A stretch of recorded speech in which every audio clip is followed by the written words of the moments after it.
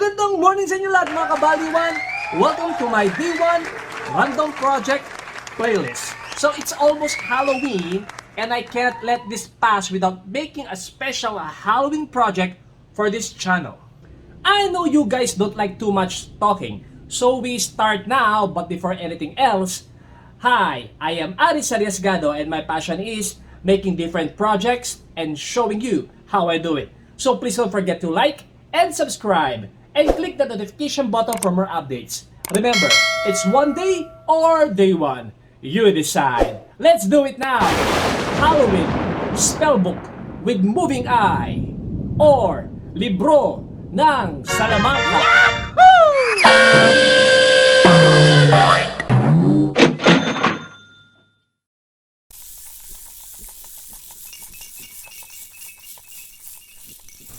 What I am using here is an old children's activity book that is already been used. Since I don't want to sacrifice a really good book, so I am using this one instead. Then, just use a thicker box board to make it a hardbound cover for the book. I already painted the other side black. And as for the moving eye effect, all I did is record my own creepy eye. Yes, if you have a creepy eye, it's a plus for this project. Then, line up your phone where you want it to be. Then mark the shape of the phone. After that, start cutting your way down to every pages, following the shape of your phone as if like you are making a cavity for it. Next, make a window for your eye. Cut an eye-shaped hole onto the front cover of the book.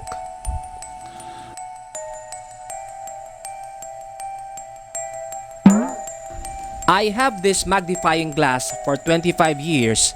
Now, I will use it to convert it into a looking glass for the window.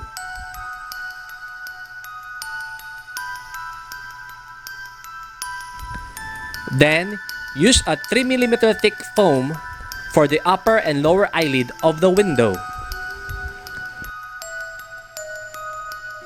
This time, I will be using hot glue gun and start making creepy veins surrounding the eye.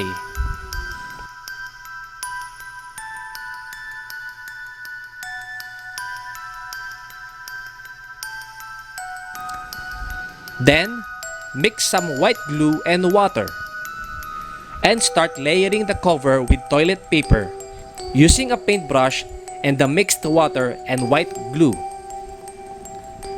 The more wrinkles, the better.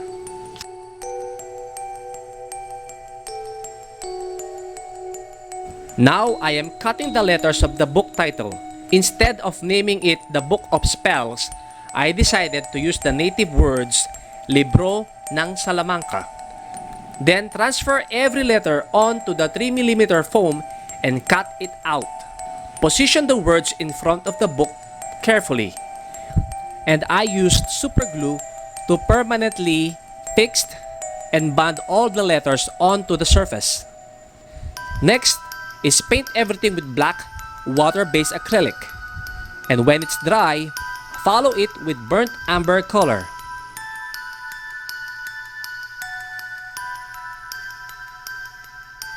Then for the details of the book, we use raw sienna to pop up those wrinkle effect and try using sponge instead of a paintbrush to give it that rustic effect.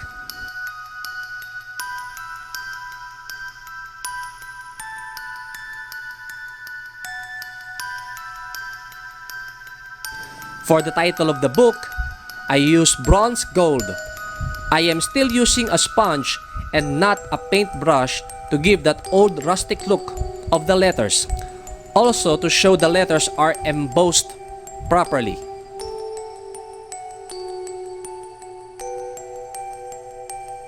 Next is, I am making the corner protector of the book. Here, I am making some paper stencils. Then, transfer it into a 3mm thick foam. Then fold the flaps and you will have this.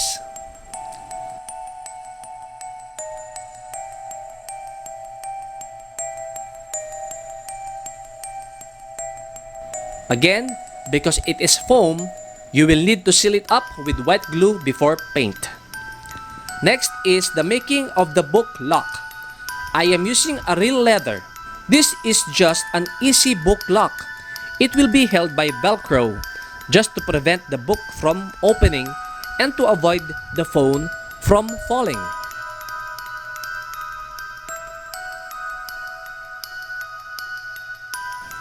Corner protectors are painted and ready, but I decided to punch some holes to add more details to it.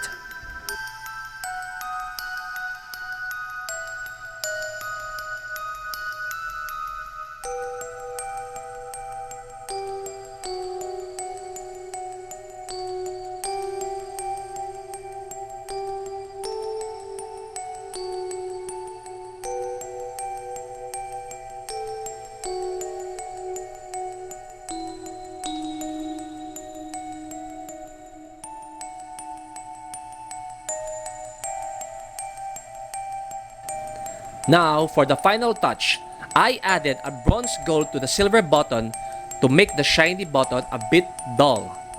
Finally, the cell phone with your recorded eye.